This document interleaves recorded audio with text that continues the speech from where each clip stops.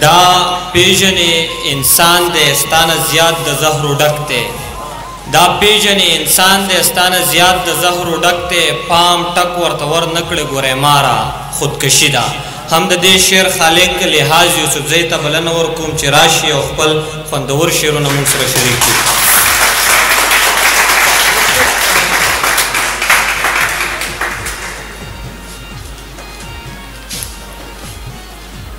بسم الله الرحمن الرحیم په هر سپرلي کې د ګل مخ پسې سترګې ګل شوې په هر سپرلي کې د ګل مخ پسې سترګې ګل شوې د ګل پرستو ورځ په یو سپرلي کې سمه نه شوه په هر سپرلي کې د ګل مخ پسې سترګې ګل شوې د ګل پرستو ورځ په یو سپرلي کې سمه نه شوه چا راته وی چې څوک راتلونکې ده دوه درې لمحو کې چا راته وی چې څوک راتلونکې ده دوه درې لمحو کې ګړۍ تاویږي خو یوه لمحه راکمه نه شوه چا راته وی چې څوک راتلونکې ده دوه درې لمحو کې ګړۍ تاویږي خو یوه لمحه راکمه نه شوه نه نور لرو او نه ډیوا خو لرو دا علامت نه نور لرو او نه ډیوا خو لرو دا علامت زمونږ سپینې رڼې اوښکې د رڼا علامت نه نور لرو او نه ډیوا خو لرو دا علامت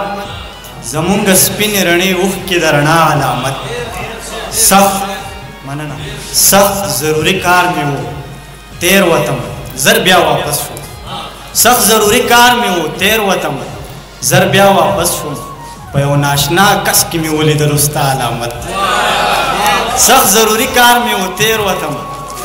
زر بیا واپس شوم په یو ناشنا کس کې مې ولیدل ستا علامت دا شعرونه د زما ملګری ارشاد خالد په ځمکه مې لیکلي هغه په دې لیکلي وایي شکست دی وخوړ خیر دی دې کې ننګ نه وي زړګیا شکست دی وخوړ خیر دی دې کې ننګ نه وي زړګیا د سترګو جنګ د نور جنګ په شان جنګ نه وي زړګیا شکست دی وخوړ خیر دی دې کې ننګ نه وي زړګیا د سترګو جنګ د نور جنګ په شان جنګ نه وي زړګیا اوس هر خوشحال تخپل بهرام پټ شوی په ګوټ پیر کې اوس هر خوشحال تخپل بهرام پټ شوی په ګوټ پیر کې اوس لاره کې ولاړ چاته ورنګ نه وي زړګیا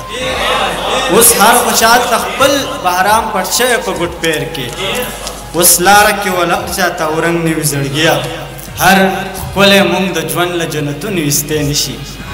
هر ښکلی مونږ د ژوند له جنتونو ایستی نشي هر ښکلی خو سهار غنمرنګ نه وي زړګیا د لرې نه چې کوم خلک د خوند او د رنګ ډک وي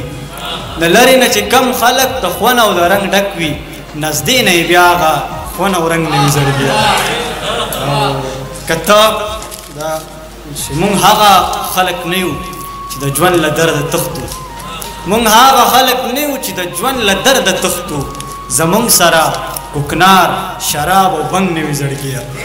او چړې مونږ هغه خلک نه یو چې د ژوند له درده تښتو زمونږ سره کوکنار شراب او بنګ نه وي زړګیا مخته شعر دی چې چړې ستا د لفظونو چې ګلونه ګڼي یاره چړې ستا د لفظونو چې ګلونه ګڼي یاره هر څوک خو د لحاظ غوندې ملنګ نه وي زړګیا